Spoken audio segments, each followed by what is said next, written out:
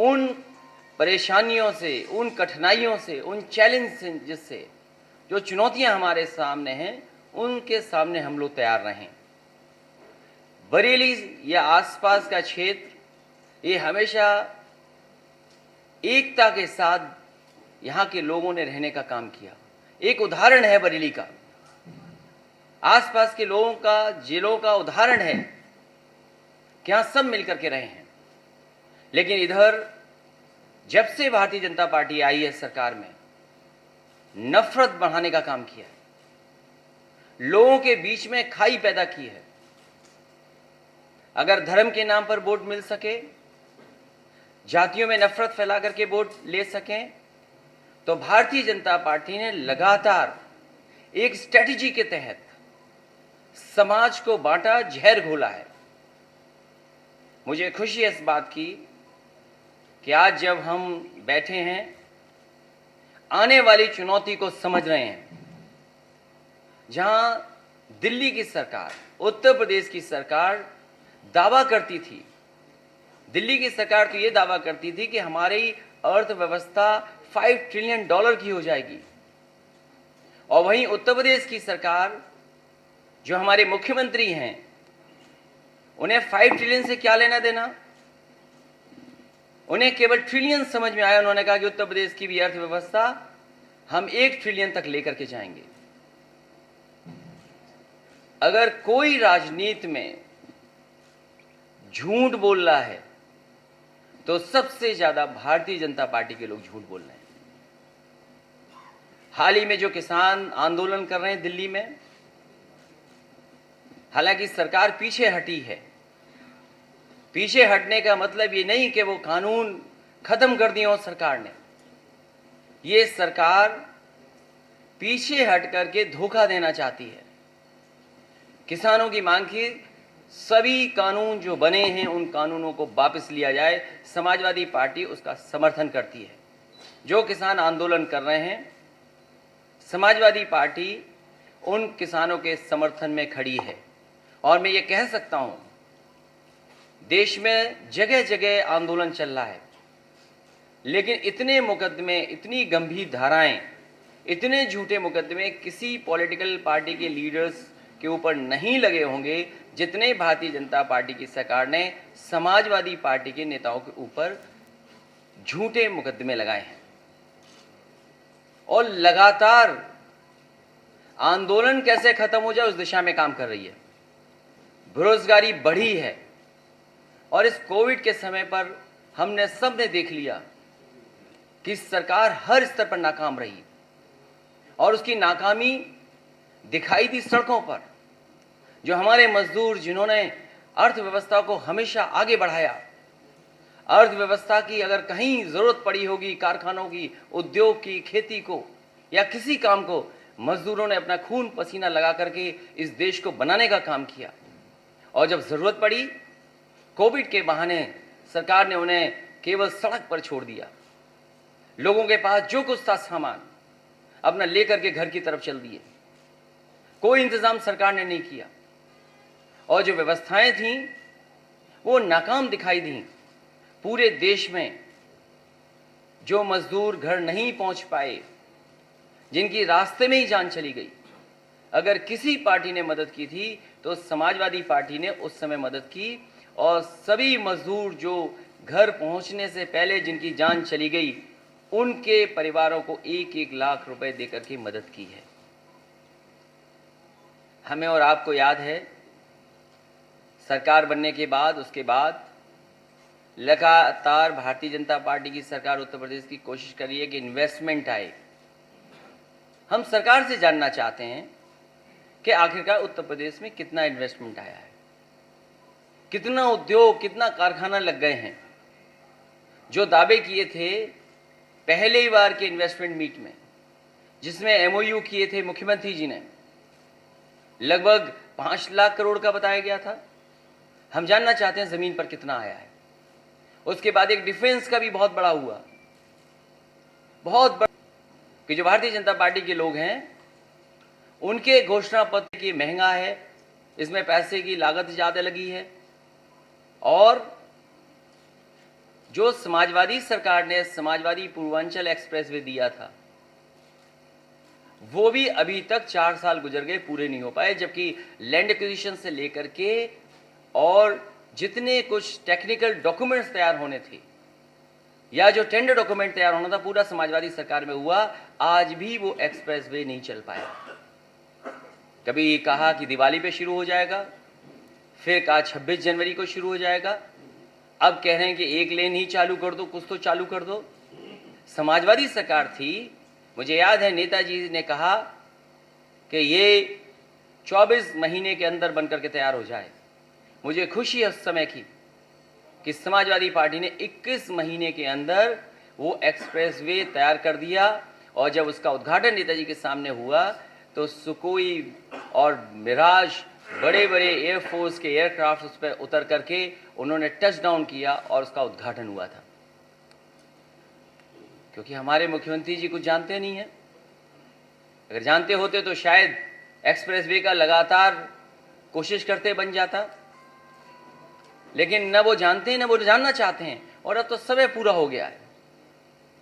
और फिर याद होगा आपको कि जो यूएन ने कुछ गोल्स दिए थे कि कुछ चीज़ों में सुधार आए, जो हेल्थ के पैरामीटर्स हैं, एजुकेशन के पैरामीटर्स हैं, या और पैरामीटर्स को लेकर के कुछ गोल्स निश्चित किए गए थे।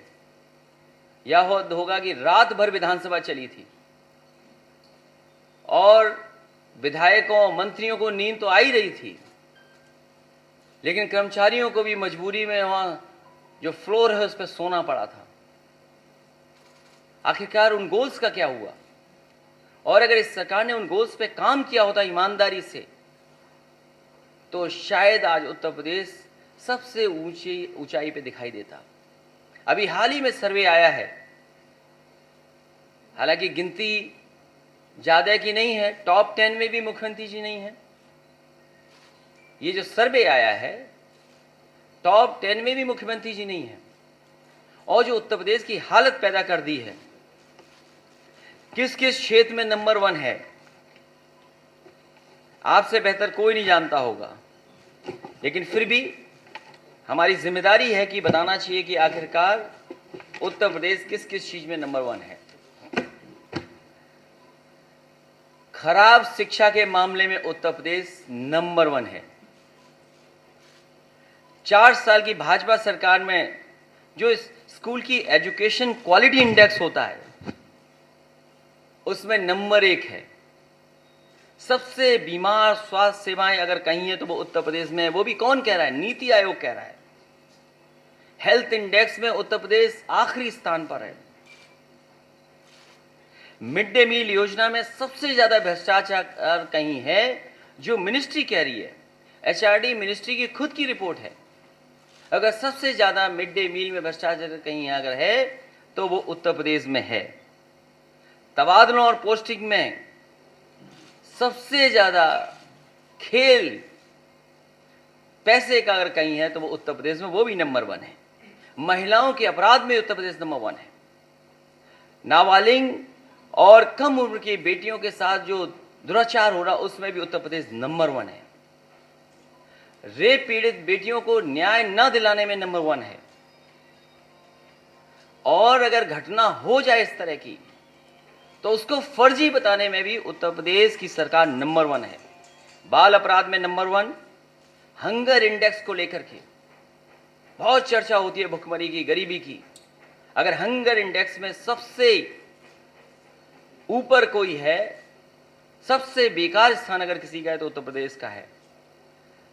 जो पार्लियामेंट में रिपोर्ट दी गई उसके तहत भी सबसे ज्यादा सांप्रदायिक दंगे, हिंसा कहीं अगर हुई है, हिंसा जो सबसे ज्यादा हुई है वो उत्तर प्रदेश में हुई है।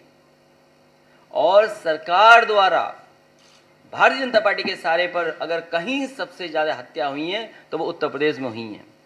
फेक इनकाउंटर्स में सबसे ज्यादा है। नेशनल ह्यूमन राइट कमीशन ने अगर किसी को नोटिस दी है तो उत्तर प्रदेश को दी है। न केवल नेशनल ह्यूमन राइट कमीशन ने नोटिस दी हैं, बल्कि ऐसी घटना जो फेक इनकाउंटर हो उसमें मुआवजा देने के लिए भी अगर किस कमीशन ने कहा तो वो उत्तर प्रदेश की सरकार को कहा है।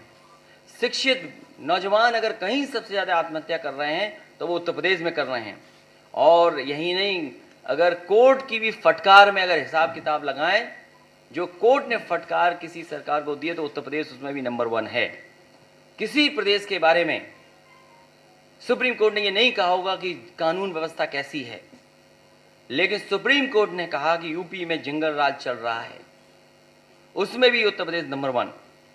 देश के इतिहास में पहली बार ऐसा हुआ होगा कि मुख्यमंत्री और उप मुख्यमंत्री ने अपने मुकदमे वापस लिए हों, और ऐसे मुकदमे वापस लिए हैं जो हत्या और दंगा भड़काने वाले थे। ऐसा उदाहरण देश में कहीं नहीं मिलेगा। संस्थाओं को सबसे ज्यादा खत्म करने का काम भी अगर कहीं हो रहा है तो उत्तर प्रदेश में हो रहा है। आवारा जानवरों के हमलों से जो मौतें हो रही हैं, एक्सीडेंट्स हो रहे, उसमें सबसे ज्यादा मौत अगर कहीं हुई तो उत्तर प्रदेश नंबर 1 में है। बेरोजगारी में भी नंबर 1 है उत्तर प्रदेश।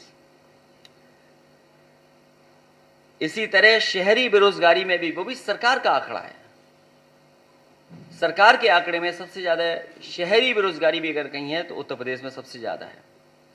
और विकास के विनाश में भी नंबर 1 अगर कोई है तो वो उत्तर प्रदेश की भारतीय जनता पार्टी की सरकार है। मेट्रो का काम जहां तेजी से शुरू हो गया था, नए नए जो बड़े शहर हैं, महानगर शहरों में काम शुरू हो गया था, उस रफ्तार को भी रोकने वाली अगर कोई प्रदेश सरकार है तो वो भारतीय जनता पार्टी की उत्तर प्रदेश की सरकार नंबर 1 पे आती है। न जाने कितना पैसा खर्च हुआ होगा प्रचार में, स्मार्ट सिटी में। बरेली शहर भी स्मार्ट सिटी की गिनती में आता है। स्मार्ट सिटी के नाम पर भी कोई काम नहीं हुआ, वो उत्तर प्रदेश सबसे आगे है। किसानों की कर्ज माफी में और आत्महत्या में भी आगे बढ़ रहा उत्तर प्रदेश। और किसानों की इतनी महंगी बिजली कहीं नहीं मिल रही होगी जितनी उत्तर प्रदेश में, देश में सबसे किसानों को महंगी बिजली मिल पा रही है। मुख्यमंत्री जी कहते हुए नहीं थकते हैं कि पुरानी सरकार थी तो चीनी मिलें बेची जा रही थी, क्योंकि हमारे मुख्यमंत्री जानते ही नहीं हैं। अधिकारी जो कह देते हैं वो बोल देते हैं। उनकी जानकारी में नहीं है कि 2012 से लेकर के 2017 तक एक भी चीनी मिल बेची नहीं गई, जबकि बंद चीनी मिल को शुरू किया गया। एक बात और याद दिलाना भूलते नहीं है वो ये कहते हैं कि सबसे ज्यादा किसानों को अगर गन्ना का भुगतान हुआ है तो वो उत्तर प्रदेश में हुआ है। वो अधिकारी देते हैं लिख करके, मुख्यमंत्री खुद नहीं जानना चाहते हैं या जानते नहीं होंगे, इसलिए उनकी जानकारी में सबसे ज्यादा किसानों का गन्ने का बकाया अगर कहीं है तो उत्तर प्रदेश में है। 14,000 करोड़ के लगभग पैसा जमा है। नकली शराब से मौत होने वालों में भी देश में नंबर 1 है। राजनीतिक द्वेष भावना से विपक्षी नेताओं पर सबसे ज्यादा गंभीर धाराएं लगाने का काम और झूठे मुकदमे लगाने का काम अगर कहीं हो रहा है तो वो उत्तर प्रदेश में हो रहा है, वो भी भारतीय जनता पार्टी की सरकार में। बरेली, जैसा मैंने पहले कहा, बरेली शहर हमारी हिंदू मुस्लिम एकता का शहर है, गंगा जमुनी तहजीब का और परंपराओं का शहर है। भाईचारा यहाँ देखने को मिलता है। भारतीय जनता पार्टी की लगातार कोशिश रही है कि कैसे समाज में जहर घोल दिया जाए। समाजवादी पार्टी लगातार संघर्ष तो कोशिश करती रहेगी कि ऐसी ताकतें आने वाले समय में कामयाब न हो। इस प्रशिक्षण शिविर के में यही समाजवादी पार्टी संकल्प ले रही है कि आने वाले समय में सबसे ज़्यादा सीटें जीतें। जो आसपास के जिले आज बैठे हैं, हालांकि आज संख्या कम है, एक समय पर ज़्यादा संख्या थी, लेकिन जब हम शिविर खत्म कर करके उठेंगे तो यही संकल्प लेंगे कि पूरी की पूरी सीटें समाजवादी पार्टी कैसे जीते। जहां तक विकास का सवाल है, जो समाजवादी सरकार में विकास हुआ है, अगर बदायूं का कहें तो मेडिकल कॉलेज जो शुरू हुआ था वो आज रोक दिया गया काम। पर्याप्त बजट की उपलब्ध करा गया था। ये सरकार लगातार अगर नहीं हो आज करके निकलती, उसका भी काम रोक दिया। तमाम विकास योजनाएं जो उस समय शुरू की गई थी या तो धीरे कर दी गई या उन पर पर्याप्त पैसा नहीं भेजा गया। जो 4 लेनिंग उस समय होता था कि डिस्ट्रिक्ट टू डिस्ट्रिक्ट हेडक्वार्टर्स को 4 लेनिंग से जोड़ा जाए, जितना समाजवादी सरकार ने काम करके दिखाया, सरकार चली गई, उसके बाद कोई भी डिस्ट्रिक्ट हेडक्वार्टर को 4 लेन से नहीं जोड़ा जा रहा। मुझे याद है ये दोनों सड़कें जो बनी हैं, आपकी बहेड़ी वाली 4 लेन, मैं खुद चल करके इसका उद्घाटन किया था। इसी तरह बदायूं वाली भी खुद सड़क से चल करके इसका उद्घाटन हुआ था। जितनी 4 लेनिंग का काम हो रहा था उस समय, उसके बाद सब कुछ रोक दिया गया। इसी तरह पीलीभीत का विकास, बहुत महत्वपूर्ण योजनाएं चल रही थी, वो रोक दी गई। बरेली का स्मार्ट सिटी है, आपसे बेहतर कौन जानेगा कि कितनी स्मार्ट सिटी बनी है, इसलिए विकास को भी रोक रहे हैं। इनका केवल एक विकास है, नाम बदल दो या रंग बदल दो, और इनका सीखते सीखते और प्रदेश भी सीख रहे हैं कि नाम बदल दो। इसलिए नाम बदलने वाली सरकार और रंग बदलने वाली सरकार आने वाले समय में उत्तर प्रदेश से जाएगी। शिलापट भी बदल, उद्घाटन का उद्घाटन फिर उद्घाटन भी कर रहे हैं।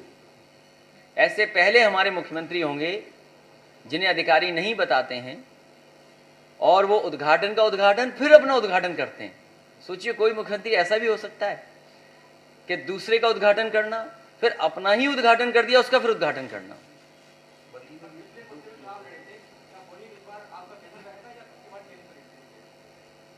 समाजवादी पार्टी किसान, गरीब, नौजवान, हमारी माताएं बहनें या खुशहाली के रास्ते पर कैसे उत्तर प्रदेश जाए, उस दिशा में काम करेंगे। जहां तक समाजवादी पार्टी का है, आज भी लोग सड़कों पे देखते होंगे जो 100 नंबर था जो 112 हो गया। एम्बुलेंस जो उस समय शुरू की गई थी, नंबर्स नहीं ज़्यादा बढ़ाए, वही एम्बुलेंस हैं जिनमें आज डीजल और पेट्रोल नहीं उपलब्ध करा पा रही सरकार। बरेली शहर में आसपास कोविड के समय पर न जाने कितने बच्चों को जो ऑनलाइन पढ़ना पड़ रहा था, क्योंकि सरकार ने कोई इंफ्रास्ट्रक्चर नहीं दिया, क्या कि ऑनलाइन पढ़ाई होगी। अगर ऑनलाइन पढ़ाई में सबसे ज़्यादा सहयोग अगर मदद किसी ने की तो उस ज़माने के दिए हुए समाजवादी पार्टी के लैपटॉप आज भी काम आ रहे हैं, और वो लैपटॉप ऐसे दिए गए हैं कि आज भी ऑन होते होंगे तो नेताजी और हमारी ही तस्वीर उसमें दिखाई देती होगी। किसान आंदोलन को 2 साल के लिए देखते हुए 2 साल के लिए टाल रहे हैं। किसान को बर्बाद करने वाला है, और वही कानून 2 साल बाद क्यों नहीं बर्बाद करेगा। ये बड़े बड़े उद्योगपतियों के साथ भारतीय जनता पार्टी खड़ी है। ये कानून उन्हीं की मदद के लिए बने हैं। हम ये जानना चाहते हैं कि किसान को बाजार पर कैसे आप छोड़ सकते हैं। बाजार पर अगर किसान को छोड़ देंगे तो किसान और खेती बर्बाद हो जाएगी। आप कंट्रोल किन के हाथ में देना चाहते हैं। और याद रखें, आज किसान तकलीफ में है, कल को महंगाई का सामना हमारे शहर में रहने वाले लोगों को करना पड़ेगा। वो जानते हैं कि इसका मार्केट बहुत बड़ा है। अगर हम उदाहरण दें केवल आटे का, तो आटा जो पैक्ड है उसका 20% की ग्रोथ है मार्केट में। हम आप जिनका गांव नहीं, शहर में ज़्यादातर रहते हैं, कई बार पैक्ड आटा ले रहे हैं, और अभी तो लॉकडाउन के समय पर तो पैक्ड आटा इतना बिका है जिसकी हम और आप कल्पना नहीं कर सकते। तो इसलिए उनकी नज़र है कि मार्केट को कैसे कब्जा कर लें, कुछ लोगों के हाथ में कैसे सब चीज़ चली जाए। अगर उदाहरण दें एडिबल ऑयल, एडवर्टाइजमेंट तो बहुत अच्छा लगता है, लेकिन क्या वो मेडिकली इतना अच्छा है हमारी हेल्थ के लिए। हमारा तेल तो वही सरसों का अच्छा है या घी अच्छा है, लेकिन उनकी नज़र है बाजार पर, क्योंकि एडिबल ऑयल का बाजार केवल उत्तर प्रदेश का हमारा आकलन करें तो वो 1 लाख करोड़ से ज़्यादा का है। और बरेली के लोग कैसे नहीं जानेंगे, यहाँ तो बहुत सारे ऐसे तेल के कारखाने जो बनते हैं, तेल बन रहा हुआ, लेकिन कहाँ से तेल आता, क्या मिलाते हैं उसमें। तो इनकी नज़र है कि हर चीज़ कुछ लोगों के हाथ में चली जाए, किसान को बाजार पे नहीं छोड़ा जा सकता। इसलिए इन कानूनों के खिलाफ समाजवादी पार्टी है। हम तमाम किसानों का समर्थन करते हैं, इसलिए कि लगातार समाजवादी पार्टी किसानों का समर्थन करती रहेगी। अभी हाल ही में एक चैट सामने आई है अर्नब गोस्वामी की, जिसमें ये पता लगा है कि बालाकोट स्ट्राइक जो है वो 3 दिन पहले ही किसी टीवी चैनल को लीक कर दिया गया था। इस संबंध में कुछ कहना चाहेंगे सर आप? हाल में हालांकि भारतीय जनता पार्टी ने ज्यादा प्रचार किया है तांडव का। तो उनसे आइडियोलॉजी से भारतीय जनता पार्टी ने ज्यादा प्रचार किया है तांडव का, क्योंकि भारतीय जनता पार्टी ने प्रचार कर दिया। कल तक मैंने भी नहीं कोई सीरियल देखा था। मैंने जब देखा उसमें, तो उसमें यह नजर आता है कि कुछ चीजें क्रिएट की जाती हैं कि सोशल मीडिया पर क्या चीज हावी हो जाए जो लोगों को लगे कि शायद यही सब कुछ बोल रहे हैं, सब कुछ कर रहे हैं। ये सोची समझी सरकार की स्ट्रेटजी रही होगी। इसीलिए अगर बालाकोट जैसी सीरियस और सरकार की सबसे महत्वपूर्ण मानने वाली योजना या जो घटना, उसकी जानकारी अगर प्रेस को है और केवल एक व्यक्ति को जानकारी है, तो ये सरकार बता सकती है और उस सरकार की जिम्मेदारी बनती है जो अपने आप को सबसे करीब मानती है कि राष्ट्र की कोई पार्टी है या भारत मां की कोई पार्टी है तो वो भारतीय जनता पार्टी है। आखिरकार उन्हें बताना चाहिए कि वो चैट या वो व्हाट्सएप कौन भेज रहा था, सोर्स क्या था। सोर्स हम लोग नहीं जान सकते, सोर्स सरकार बता सकती है। इसलिए जिम्मेदारी बनती है, ये नेशनल सिक्योरिटी का मामला है, सरकार को जानकारी देनी चाहिए। और अगर किसी ने इस चीज को लीक किया है तो उसके खिलाफ कार्रवाई होनी चाहिए। आजम खान जेल में है, आजम खान जेल में भाजपा का नेगेटिव विपक्ष में कोई नहीं है। सर भाजपा का नेगेटिव विपक्ष में कोई नहीं है, कैसे मुकाबला हो? आपको दिखाई नहीं दे रहा? नहीं, हमें तो दिखाई दे रहा है, लेकिन ये कह रहे हैं कि एक नैरेटिव ऐसा बनाया जा रहा है, एक नैरेटिव ऐसा बनाया जा रहा है कि विपक्ष कहीं है ही नहीं। तो ये बहुत बड़ी गंभीर चीज है। मैं आपसे इसी का जवाब दे रहा कैसे करेंगे हूँ, आप? इसी का जवाब दे रहा चाहते हूँ। हैं। पिछले 2 चुनाव से, और आपको चुनाव देखना चाहिए राज्यसभा और विधान परिषद का। राज्यसभा में अगर जो समाजवादी पार्टी का समर्थित प्रत्याशी है उसका पेपर नहीं कैंसिल, नॉमिनेशन कैंसिल नहीं होता और चुनाव हो गया होता, तो बहुजन समाज पार्टी का प्रत्याशी राज्यसभा नहीं पहुंच सकता था। अगर बहुजन समाज पार्टी का प्रत्याशी राज्यसभा पहुंचा है तो वो सरकार की मदद से पहुंचा है और भारतीय जनता पार्टी के पूरे सहयोग से पहुंचा है। और हाल में ही जब आज परिणाम आया है एमएलसी का, समाजवादी पार्टी का 1 एमएलसी भारतीय जनता पार्टी के 10 एमएलसीओं पे भारी। इसलिए आप जानते हैं कि कौन मुकाबला कर रहा है, विकल्प क्या है। समाजवादी पार्टी आने वाले समय में भारतीय जनता पार्टी को सत्ता से हटाएगी। और जहां तक हमारे आदरणीय आजम खान साहब का सवाल है, उत्तर प्रदेश की एक क्षेत्रीय पार्टी, जहां तक आदरणीय आजम खान साहब का सवाल है, समाजवादी पार्टी पूरी तरीके से आदरणीय आजम खान साहब के साथ खड़ी है, उनके परिवार के साथ खड़ी है। आजम खान से ओवैसी साहब मिलना, संपर्क करना चाह रहे हैं जेल में। लगातार समाजवादी पार्टी काम करती रही है, लगातार समाजवादी पार्टी ने संघर्ष किया है। चाहे हमारे नेताओं को रामपुर जाना पड़ा हो, चाहे विधानसभा में सवाल उठाना पड़ा हो, विधान परिषद की कार्रवाई को रोकना पड़ा हो, विधानसभा के बाहर गेटों पे खड़ा होना पड़ा हो, लगातार समाजवादी पार्टी ने संघर्ष किया। लोकसभा में भी हम और आदरणीय आजम खान साहब खुद स्पीकर साहब से कहने गए थे और हम लोगों ने कहा कि उत्तर प्रदेश की सरकार जानबूझ करके झूठे मुकदमे लगा रही है। ये भारतीय जनता पार्टी की जानबूझ करके उन्हें फंसाने की रणनीति है। क्या आप नहीं देख रहे? मैं एक सवाल आप पे छोड़ता हूं। इधर उत्तर प्रदेश में लगातार बुलडोजर चलाने की खबरें आ रही हैं। जिनका नक्शा पास है, नहीं है, उस पर भी बुलडोजर चल रहा है। और हाल में आपके बगल में एक घटना हुई, मुझे दुख होता है इस बात का। जब मैंने खबर पढ़ी और अपने नेताओं से जानकारी ली, पार्टी के कार्यकर्ताओं से जानकारी ली, उसकी बेटी और घर के लोगों ने क्या नहीं बताया। और एक पत्रकार जब गए और उस बेटी ने दिखाया वो गद्दा पूरा खून से लथपथ था, और बेटी ने जो कहा कि मेरी मां के साथ कैसी घटना हुई, तो मैं आप पे सवाल छोड़ता हूं कि बुलडोजर मकान पे चलना चाहिए या बुलडोजर उस जगह पे चलना चाहिए जहां पर एक महिला के साथ ऐसी घटना हुई हो। और जहां तक सवाल आदरणीय आजम खान साहब का है, हमें पूरा भरोसा है कि न्यायालय मदद करेगा। न्यायालय ने बहुत से केसेस को डिसमिस भी किया है। यूनिवर्सिटी विधायक लगातार जो है आजम खान जी की पत्नी से लगातार संपर्क कर रहे हैं। कौन? आजम खान की पत्नी जिसे कांग्रेसी विधायक लगातार कल भी संपर्क किया। जब से सम्मेलन हमारा बरेली में हुआ, पता नहीं दूसरे दलों को हो क्या गया।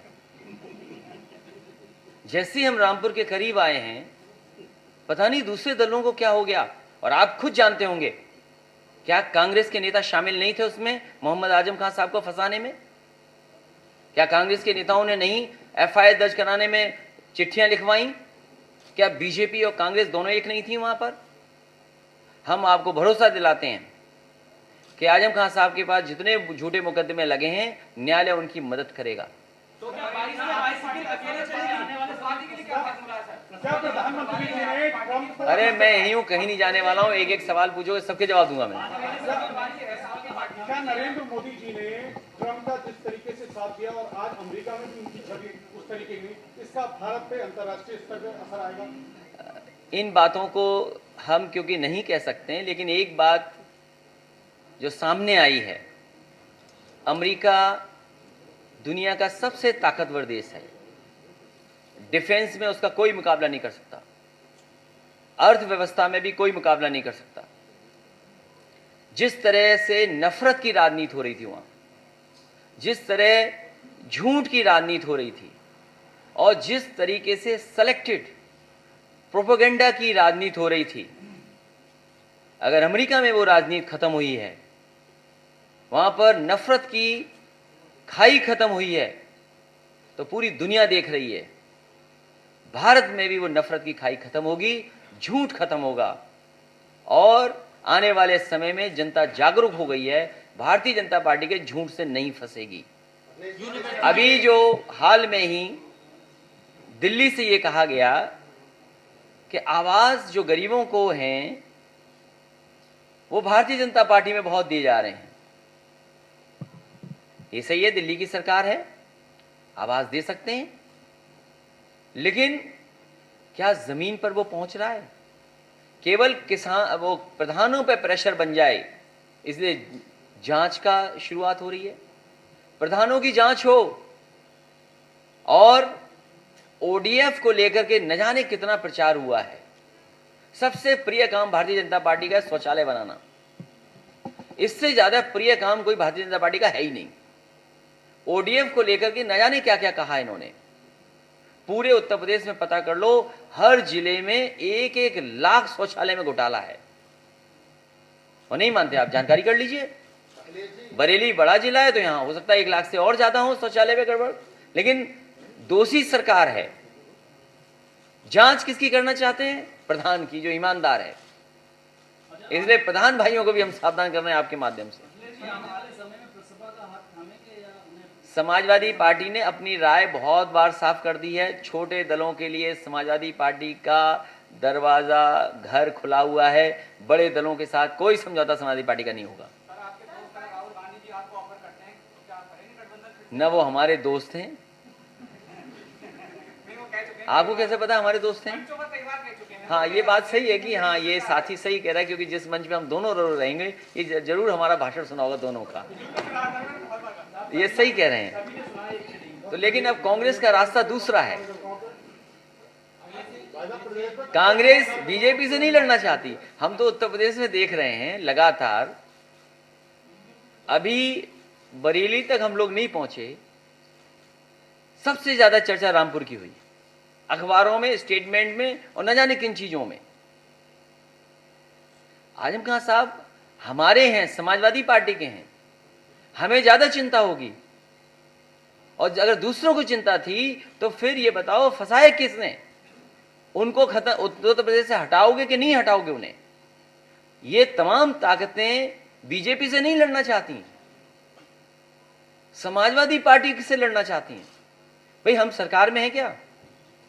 हम बीजेपी को रोकना चाहते हैं, कुछ लोग पार्टी बनाना चाहते हैं, कुछ समाजवादी पार्टी को रोकना चाहते हैं। समाजवादी पार्टी का काम और समाजवादी पार्टी का संगठन और समाजवादी पार्टी के नेता आने वाले समय में भारतीय जनता पार्टी का मुकाबला करेंगे। यूनिवर्सिटी की जमीन को वापस ले लिया गया, उसके बाद अगर बच्चों का भविष्य। देखिए, जहां तक सवाल यूनिवर्सिटी का है, मैं बधाई देता हूं उनको, आजम खान साहब को, उनके परिवार को, कि कम से कम उन्होंने हिम्मत जुटाई, एक यूनिवर्सिटी बनाई।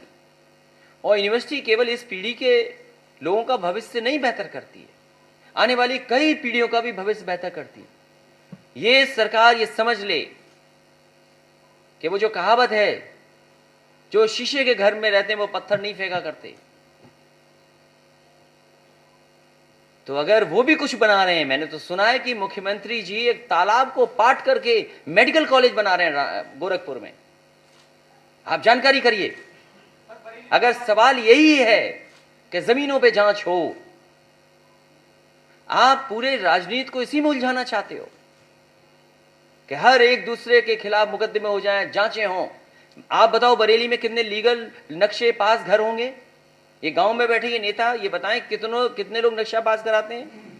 दादा परदादा ने जो बनाया घर उन्होंने उसको आगे कर लिया।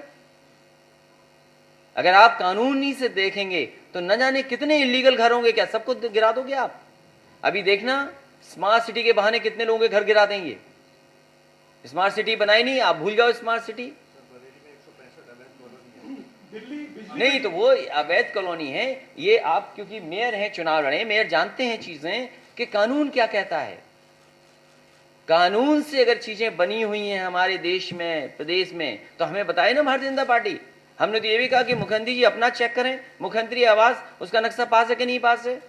और अभी मैंने कहा कि हमें लोगों ने जानकारी दी, जब यूनिवर्सिटी की बात आई कि इतने जमीन को सरकारी यूनिवर्सिटी बना दी जाएगी, हमें गोरखपुर के लोगों ने जानकारी दी, बहुत जिम्मेदार लोगों ने जानकारी दी कि गोरखपुर में जो मेडिकल कॉलेज या जो कॉलेज बना रहे हैं मुख्यमंत्री जी, वो तालाब की जमीन पर कब्जा करके बना रहे हैं।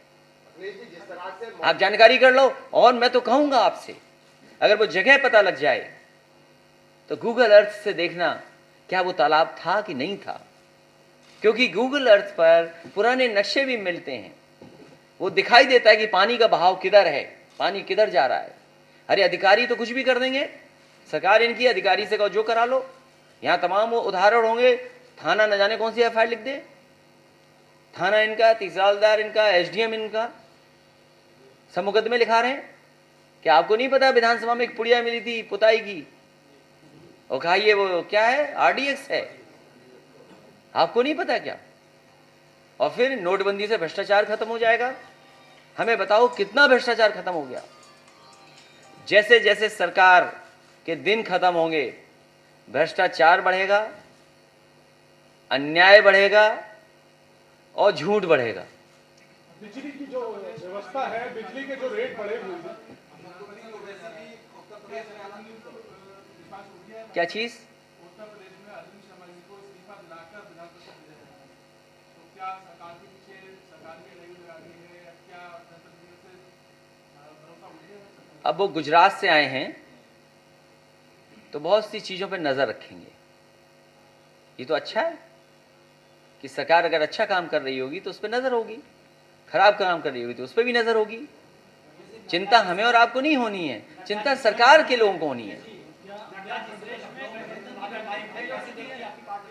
दिल्ली की सरकार बिजली पे आई थी, दूसरे दलों को सहयोग लेकर के काम होगा, दूसरे दलों का भी सहयोग लेकर के सरकार बनेगी और ऐतिहासिक और बहुमत की सरकार बनेगी। आपकी सरकार में उनका कहना है कि 9 बार उन्होंने आपसे परमिशन मांगी, 12 बार बता रहे। उन्होंने ले ली। अब भाजपा की सरकार में कई बार आए हैं, उन्होंने आपकी कंस्टिट्यूंसी आजमगढ़ से शुरुआत की है, भूखा कि उत्तर प्रदेश का चुनाव लड़ा जाएगा। ये तो अच्छी बात है। तो क्या कहेंगे इस पे? आपको कमजोर करने आ रहे हैं कि बीजेपी को मजबूत करने आ रहे हैं? आजमगढ़ समाजवादी पार्टी का सबसे मजबूत इलाका है। पिछली बार हम लोग 9 जीते थे, इस बार 10 जीतेंगे, 10 में से 10 जीतेंगे।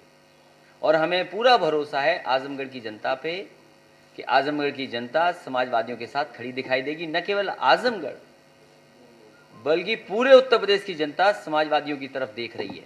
समाजवादियों का विकास उन्होंने देखा है, समाजवादियों के फैसले उन्होंने देखे। इसलिए हमें उम्मीद है कि जनता एक बार फिर समाजवादी पार्टी को मौका देगी। और हम तो तमाम उत्तर प्रदेश के लोगों से कहेंगे जो विकास चाहते हैं, जो खुशहाली चाहते हैं, जो लोकतंत्र को बचाना चाहते हैं, जो संविधान की परंपराएं हैं उनको बचाना चाहते हैं, वो ज़रूर समाजवादी पार्टी की मदद करें। और जो दूसरे दल आ रहे हैं वो ये बताएं कि वो समाजवादी पार्टी को रोकने आ रहे हैं कि भारतीय जनता पार्टी को हटाने आ रहे हैं। वैसी में एक एनसीआर भी नहीं है, आजम जी पे 100 मुकदमे हैं और एनसीआर भी नहीं है। वैसी जी ये रिश्ता कुछ कहता है, वैसी जी पे एक एनसीआर भी दर्ज नहीं हुई। मैं उन बातों में नहीं जाना चाहता हूं। आप समझदार लोग हो, उत्तर प्रदेश की जनता समझदार है, सब जानते हैं।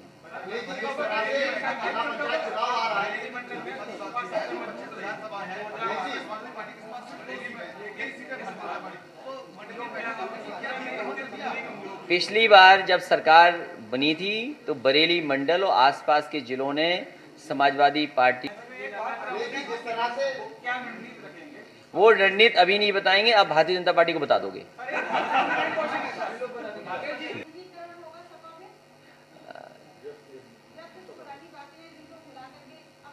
22 में 22 के लिए इसलिए कहा क्योंकि चुनाव 22 में है। हाँ, वो इसीलिए मैं बता रहा हूँ क्योंकि चुनाव 22 में है और साइकिल को बाइसिकल भी बोलते हैं, तो इसलिए कुछ चीज़ें जनता के बीच जाएं और हमारे कार्यकर्ताओं को एक अच्छा नारा मिले, इसलिए कहा है। ये तो शुरुआत है, आने वाले समय में और भी कई चीज़ें निकलेंगी सामने।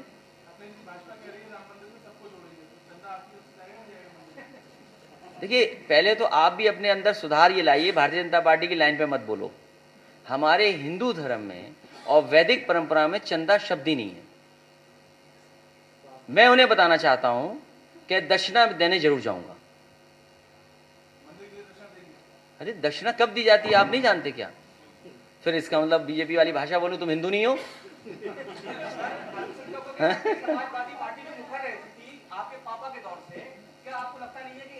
तो मैं आपको दिखाई नहीं देता मुखर कितने और मुखर हो? बताइए, वैसे ही करने लगे, बताइए।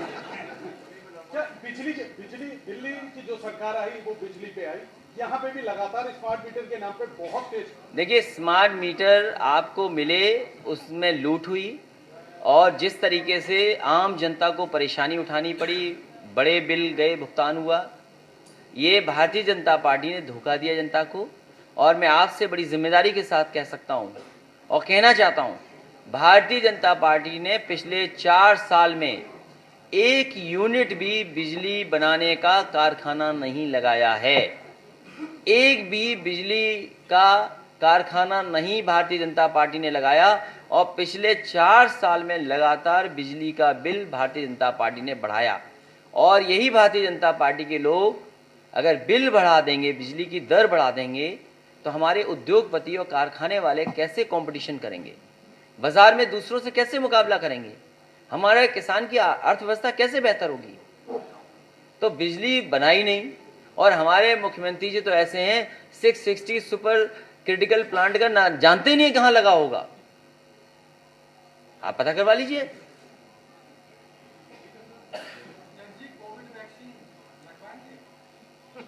आपने लगवा ली? लगवाओगे? नहीं, सच ये दोस्ती की बात है, बताओ ना, लगाओगे? अच्छा ठीक है। 45% नहीं, वो हम इस बहस में नहीं जाना चाहते। ये जो जानकारी लेना चाहते हैं, मैं जानता हूं क्या जानकारी लेना चाहते हैं। देखिए, ये सबसे महत्वपूर्ण सवाल है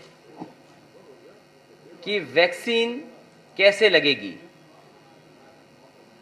मैं भारतीय जनता पार्टी से जानना चाहता हूं, उनकी सरकार दिल्ली में भी है, उत्तर प्रदेश में भी है, कि गरीबों को फ्री वैक्सीन मिलेगी कि नहीं मिलेगी, और हम सबको वैक्सीन कब तक लग जाएगी, उसका कोई प्लान बनाया है सरकार ने कि नहीं बनाया है? क्या टेक्निकल स्टाफ को ट्रेनिंग दी है कि नहीं दी है?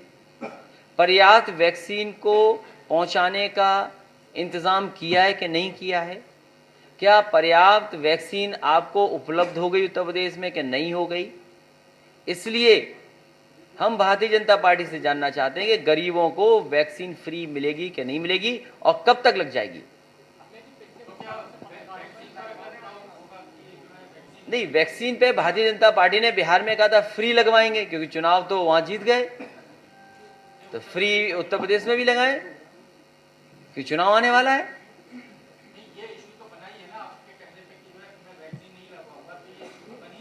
समाजवादी पार्टी और मैंने ये कहा कि हमें एक्सपर्ट डॉक्टर्स किसी पे कोई बात नहीं, उनको हम बधाई देते हैं, धन्यवाद देते हैं कि उन्होंने इतने कम समय में वैक्सीन ले आए। लेकिन कई बहस ऐसी हुई हैं जहां वैक्सीन पर कुछ लोग सवाल कर रहे हैं। अगर वो भी क्लियर हो जाएं, अभी सुनने में आया एक कंपनी ने बाकायदा दिए कि अगर ये आप हैं तो आप न लगवाएं वैक्सीन, तो ये जानकारी पहले क्यों नहीं दी गई? और फिर जो एक प्रोसीजर है, लेट डाउन प्रोसीजर है, प्रोटोकॉल है, उसको क्यों नहीं पूरा किया गया? तो हम ये कह रहे हैं भारतीय जनता पार्टी से कि भारतीय जनता पार्टी गरीबों को कब तक लगा देगी, फ्री लगाएगी कि नहीं लगाएगी? 1 साल बाद हम लोग भी लगवा लेंगे, जब समाजवादी सरकार आएगी तो फ्री सबको लगवाएंगे। इसमें क्या गलत है?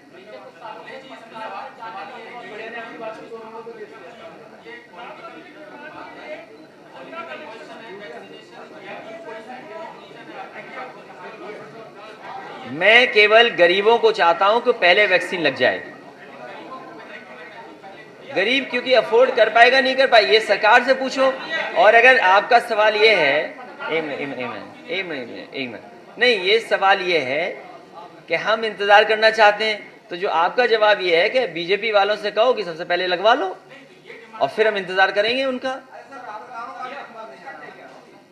पत्रकारों का नंबर नहीं आया, इनका आ गया लगता है। सही कह रहे हैं आप, जो फ्रंट लाइन वाले लोग जिनको गिन रही है, उसमें मीडिया का नाम कहीं शुमार नहीं है। पुलिस वालों को गिन लिया, अधिकारियों को गिन लिया। नहीं, पुलिस के साथ ही आपको गिनना चाहिए, क्योंकि पुलिस के साथ गिनना चाहिए, ठीक था। आपको सारे पुलिस वाले नजर आ रहे हैं। नहीं, फर्जी,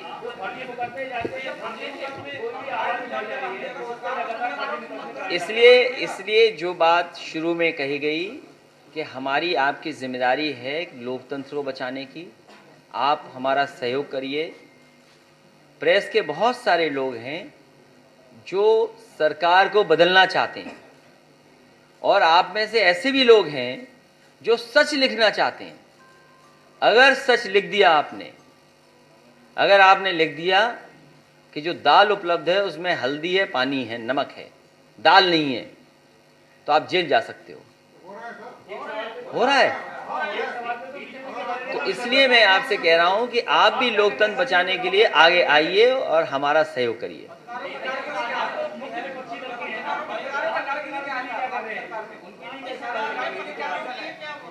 वो अभी नहीं बताएंगे, जब सरकार बन जाएगी तो अकेले में बुला लेंगे आपको। भैया ये चाह रहे हैं क्या मुकदमे वापस होंगे पत्रकारों के खिलाफ, जो सरकार फर्जी लिख रही है, खबर लिख, मतलब चूंकि मुख्य विपक्षी दल में है। नहीं, फिर तो आप कहोगे, अर्नब भी कह देगा कि फर्जी मुकदमा है हम पर। अपना ही सवाल पूछ के हमसे जवाब पूछ रहे हो। वो तो राष्ट्रीय सुरक्षा का मामला है। वो बात की बात है। अगर मैं बहुत तो ऐसे जो झूठे मुकदमे लगे हैं वो पत्रकारों पे वापस होने चाहिए।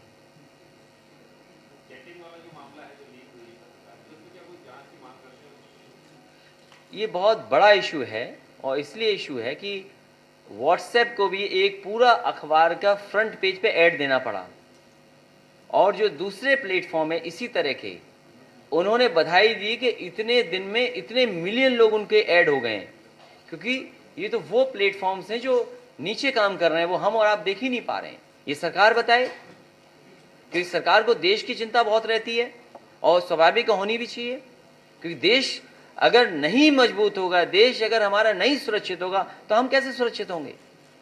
तो ये बड़ा सवाल है, ये सरकार को साफ जवाब देना चाहिए।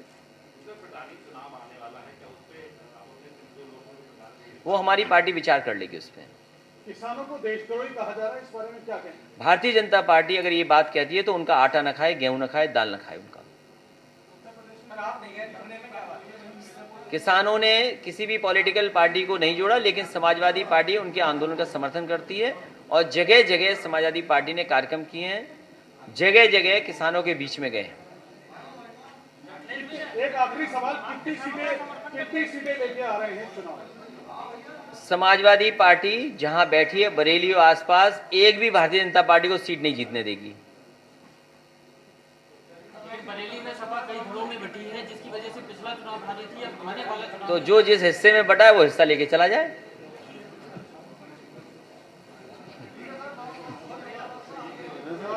तुम्हारा काम हो गया, बाद में उनसे नेता से मिल लेना।